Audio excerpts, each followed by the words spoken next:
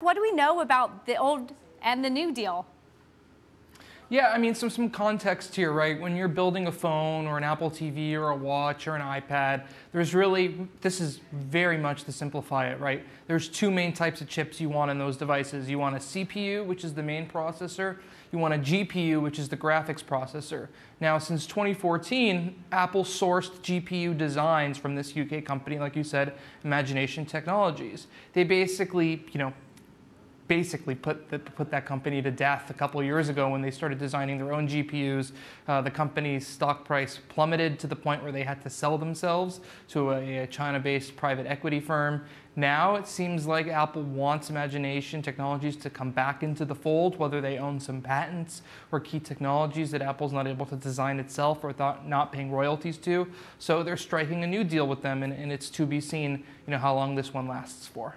And Mark, I have to ask why, because you said in 2014 Apple went to its own chips and didn't use this company's chips. Now they're going back. Is this a new vote of confidence in the company, or worries about Apple's own chips, or none of the above? I think it's a mix of things, right? Except I don't think this has to do with Apple, worrying about its own components. They're pretty much at this point leading the industry in terms of their own in-house chip efforts. What Imagination Technologies likely has is key patents that Apple figured it's going to need to pay royalties on anyways, and it would be cheaper for them, within a few years, the short, long run, if they just struck like a longer-term royalty deal rather than pay them on an individual device basis or deal with a public spat and lawsuit like they did with this company a couple years ago. And Mark, what types of patents are we looking at? AI, 5G, what do we think those are? Yeah, this is stuff related to computer vision and AR specifically.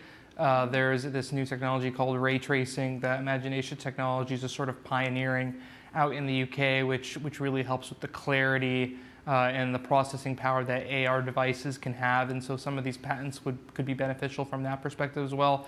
But also imaging technology specific to GPUs and phones and stuff like that. So they have a lot of patents that Apple could find useful. To me, in my opinion, I don't think they're actually going to use any technology straight from Imagination. They're developing it themselves in-house.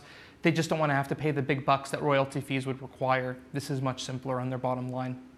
And if they do, how soon would we start to see this into the technology? Are we looking at next September's 5G phones, or is this later off?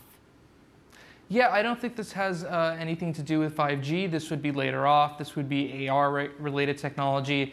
It's very possible this could be stuff that we're not even going to notice is new or to see. It's stuff that could already be in there. It's stuff that Imagination Technologies could be threatening to take Apple to court over already behind the scenes.